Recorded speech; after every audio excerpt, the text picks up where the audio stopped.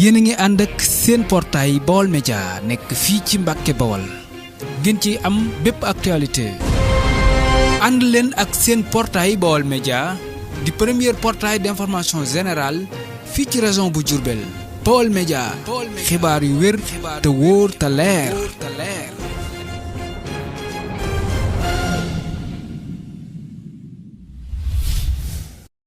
bismillah barke borom Touba jërëjëfati Serigne Saliou jërëjëfati Serigne Saliou mbokki jullit yi mbokki taalibe yi ñoo ngi leen di nuyu di leen ziyaare gannaaw ba ñu nuyoo Cheikh Mamadou Mountakha moom Serigne Bassirou di ñaan saa borom yàlla yàggal ko sunu kanam bu mel ni dañoo dégganteek Serigne Modou Diop Diawbe Xuddaamul Xadim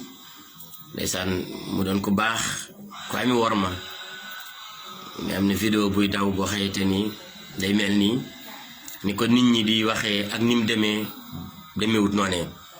bis bi ñoo ko doon def di ci sant Serigne Saliou Mbacké woowuñu ko ci sabar woowuñu ko ci dara woowuñu ko ci caaxaan woowuñu ci Jean woowuñu ci Paul yëg-yëg gi ñu yëgee Serigne Saliou nan noonu doxee noonee waaye fawuñu faluwuñu